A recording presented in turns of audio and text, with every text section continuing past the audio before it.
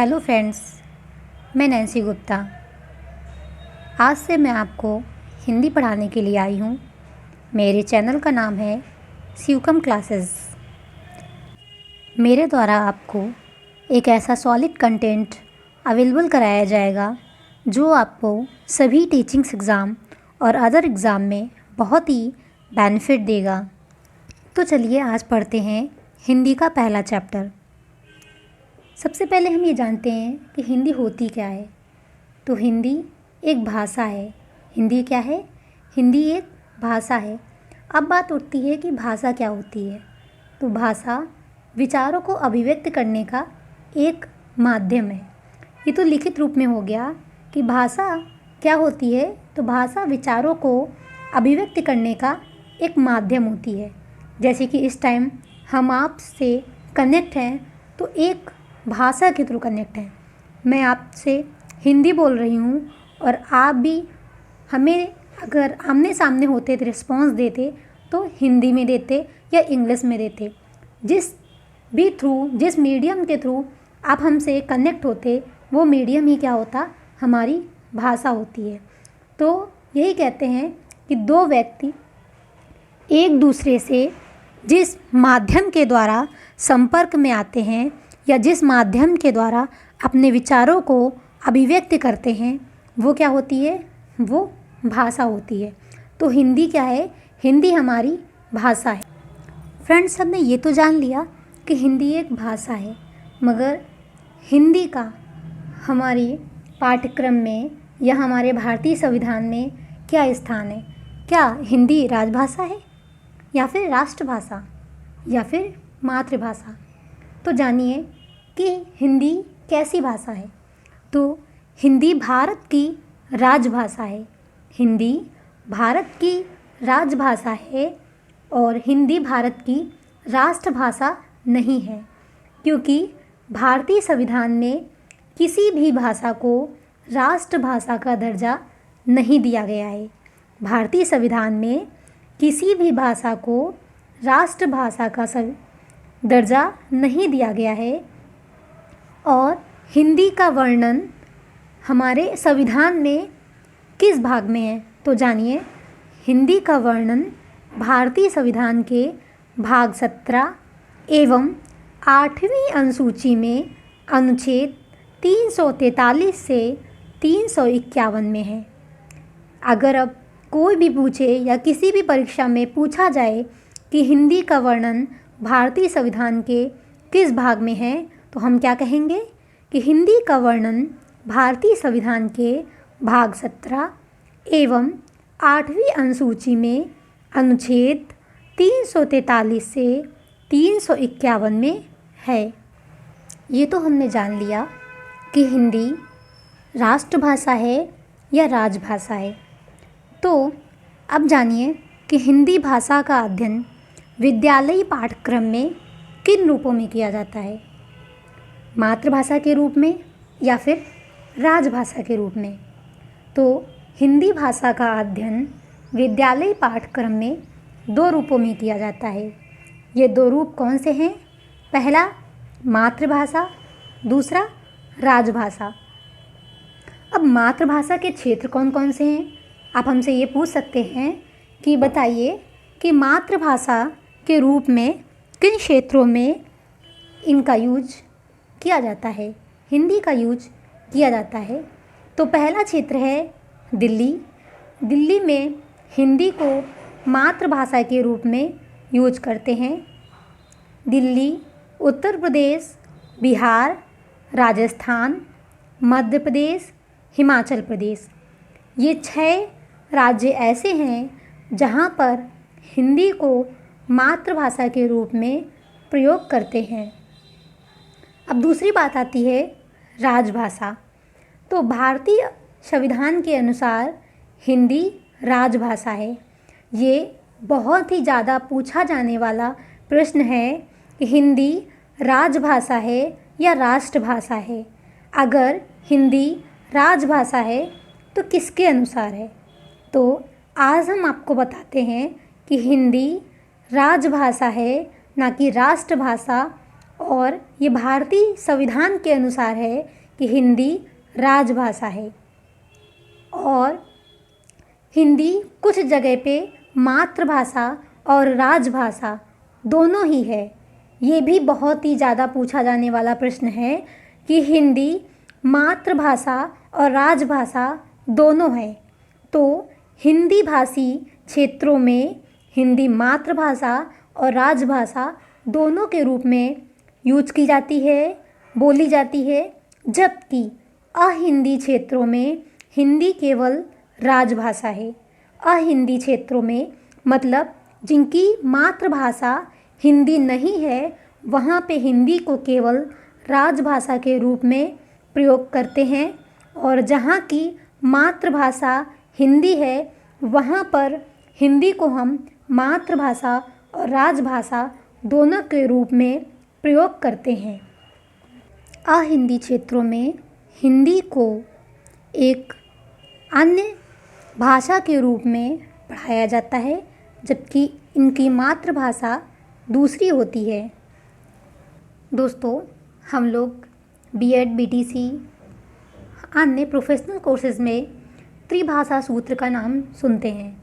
तो ये त्रिभाषा सूत्र क्या है? त्रिभाषा, जैसा कि नाम से प्रतीत हो रहा है कि 3 भाषाओं का सूत्र। चूँकि फ्रेंड्स, हम सब जानते हैं कि भारत एक बहुभाषी देश है।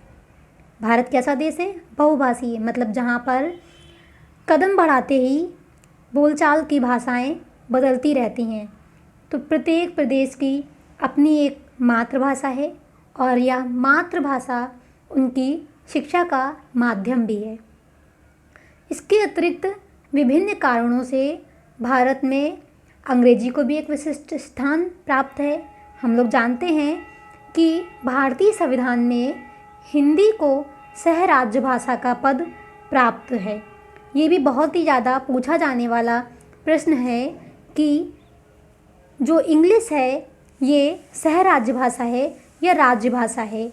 तो इसको कहते हैं कि अंग्रेजी भारतीय संविधान के अनुसार सह राज्य भाषा का पद इसको प्राप्त है।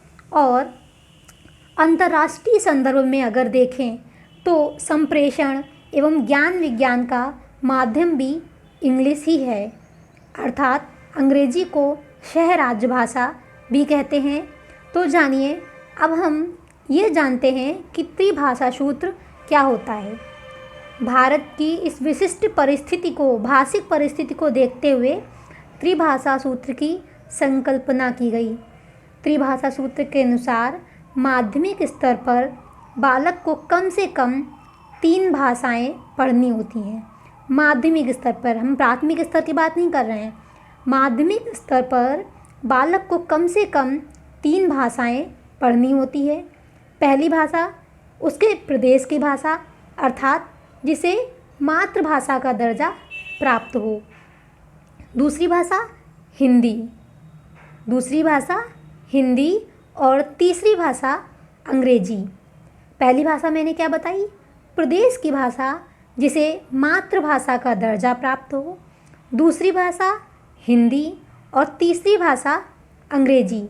तो इस प्रकार कुल मिलाकर माध्यमिक स्तर के एक स्टूडेंट्स को कुल 3 लैंग्वेज पढ़नी होती है। हेलो फ्रेंड्स, ये तो हम लोगों ने जान लिया कि त्रिभाषा सूत्र का पाठ्यक्रम में क्या स्थान है।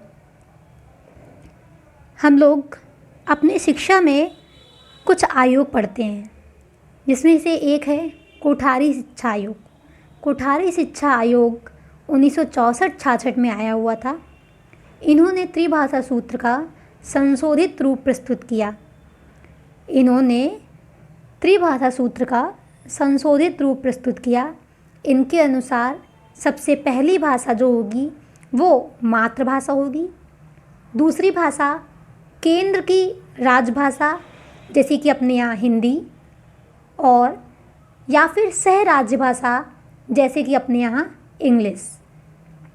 तो पहली भाषा मातृभाषा होनी चाहिए, दूसरी भाषा केंद्र की राजभाषा या फिर सह राज्य भाषा, और तीसरी भाषा ऐसी होनी चाहिए कि जिन भाषाओं में हिंदी भाषी प्रदेशों के विद्यालय पाठ्यक्रम में त्रिभाषी सूत्र का स्वरूप कुछ इस प्रकार उन्होंने दे दिया कि प्रथम भाषा जो हो वो हिंदी हो, दूसरी भाषा इंग्लिश हो, तीसरी भाषा संस्कृत हो या फिर कोई अन्य क्षेत्रीय भाषा।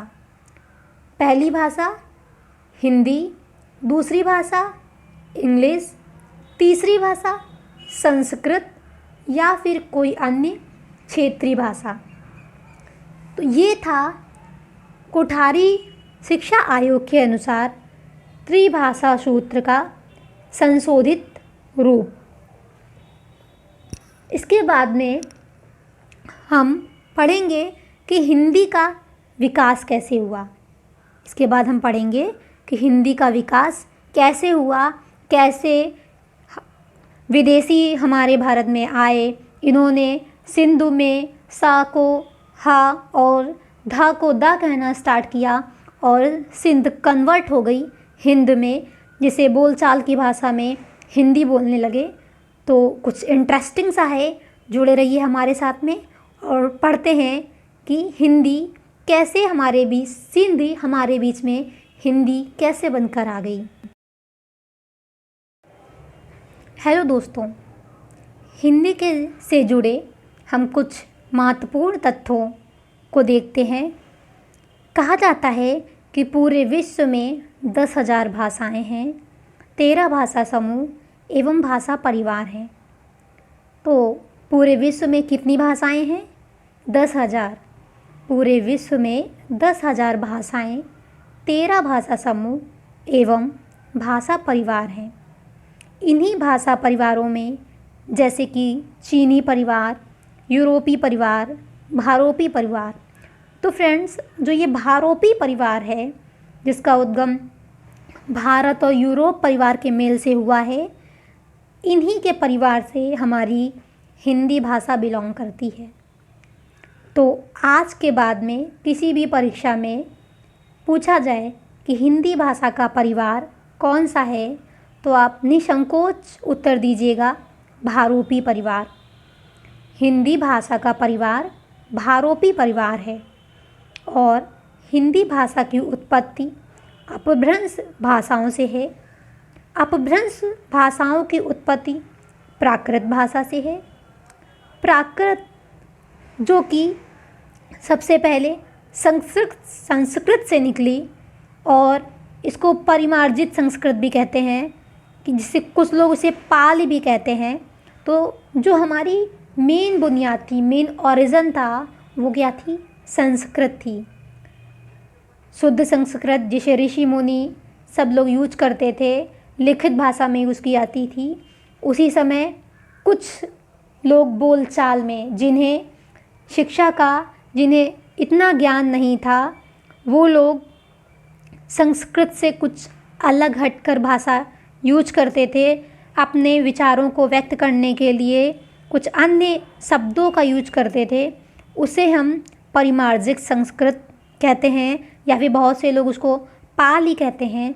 उसके बाद में जो उसी परिवार, मतलब कहते हैं जो थोड़े से अशिक्षित परिवार से लोग बिलोंग करते थे, उन्होंने जब पढ़ना लिखना शुरू किया तो उन्होंने अपने विचारों को अन्य भाषाओं में व्यक्त किया, जिसे प्राकृत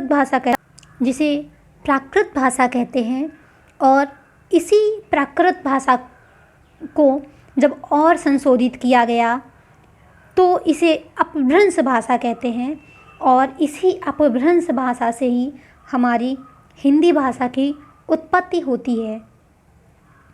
तो फ्रेंड्स, हम लोगों ने जान लिया कि हिंदी की उत्पत्ति कैसे होती है। कैसे? कि हिंदी की उत्पत्ति अपभ्रंश भाषाओं से होती है और अपभ्रंश भाषाएं प्राकृतिक भाषा, पाली भाषा और संस्कृत। तो इस तरीके से हम कह सकते हैं कि हिंदी भाषा का अगर ओरिजिन है तो वो संस्कृत भाषा है। हिंदी भाषा की लिपि देवनागरी ही है, सेम एज संस्कृत भाषा। फ्रेंड, हिंदी के विकास क्रम में हमारे पास में कुछ आंकड़े उपलब्ध हैं। इन आंकड़ों के बारे में हम कुछ चर्चा करना चाहते हैं। जैसे कि हमने पहले ही बताया था कि संस्कृत से हमारी हिंदी भाषा की उत्पत्ति हुई है। तो कैसे हुई, किस सदी में हुई, ये हम आपको बताते हैं। 1500 ईसा पूर्व से 500 ईसा पूर्व तक संस्कृत भाषा का यूज होता था। उसके बाद में संस्कृत भाषा को संशोधित रूप आया, जिसे 500 ईसा पूर्व से 1 ईस्वी, जिसे पाली भाषा नाम दिया गया। 500 ईसा पूर्व से 1 ईस्वी तक पाली भाषा का प्रयोग हुआ। फिर पाली भाषा संशोधित हुई तो इसे 1 ईस्वी से 500 ईस्वी तक प्राकृतिक भाषा के नाम से जाना गया। कब? 1 ईस्वी से 500 ईस्वी तक इसे प्राकृतिक भाषा के रूप में जाना गया। उसके बाद में यही प्राकृतिक भाषा जब संशोधित हुई तो इसे अपभ्रंश भाषा के रूप में जाना गया। ये किस युग में जाना गया? तो 500 ईस्वी से 1000 ईस्वी तक इसी भाषा को अपभ्रंश भाषा के रूप में जाना गया।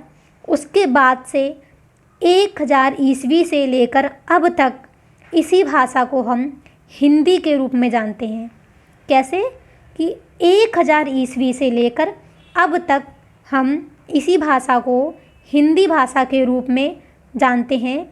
तो ये सफ़र 1500 ईसा पूर्व से स्टार्ट हुआ था और 1000 ईस्वी तक चला, तब जाके हमारी भाषा ने हिंदी भाषा का नाम अर्जित किया। फ्रेंड्स, सबसे पहले मैंने जो कहा था कि मैं एक छोटी सी इंटरेस्टिंग सी हिंदी के बारे में स्टोरी सुनाऊंगी, तो सुनिए कि हिंदी कैसा शब्द है। हिंदी फ़ारसी भाषा का शब्द है। ये भी प्रश्न बहुत ही ज़्यादा पूछा जाता है कि हिंदी कैसा शब्द है। तो हिंदी फ़ारसी भाषा का शब्द है। तो सुनिए अब स्टोरी क्या है। कहते हैं कि बहुत समय पहले हमारे देश में विदेशी आए थे। तब हमारे देश का नाम सिंधु हुआ करता था। क्या हुआ करता था? सिंधु। तो उस समय वो विदेशी लोग शा को हा, धा को दा, सा को हा, धा को दा बोलते थे।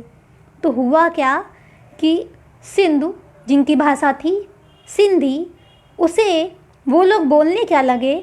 हिंदी। हिंदी बोलने लगे और ये भाषा हमारे सामने जो सिंध भाषा थी परिवर्तित होकर हिंदी के रूप में हमारे सामने आई। फ्रेंड्स, हम आशा करते हैं कि आपको ये हमारा चैप्टर 1 हिंदी का पसंद आया होगा। अगर आपको ये चैप्टर पसंद आया है तो प्लीज़ लाइक, शेयर, सब्सक्राइब करिए। आपका लाइक हमें मोटिवेट करेगा और हमारी एनर्जी को बूस्ट करेगा। और मैं आपसे एक बात कहना चाहूँगी कि मेरे वीडियोज़ में आपको एक सॉलिड कंटेंट मिलेगा। एक ऐसा कंटेंट जो आपको सभी टीचिंग्स एग्ज़ाम और अदर एग्ज़ाम्स जहाँ कहीं भी हिंदी पूछी जाती है उनमें अधिक से अधिक प्रश्न को हल कराने की काबिलियत रखता है। तो प्लीज़ हमसे जुड़े रहिए, पढ़ते रहिए और सफल होते रहिए। Be safe, stay at your home. Thank you so much all my friends. मेरे से जुड़े रहने के लिए बहुत बहुत धन्यवाद।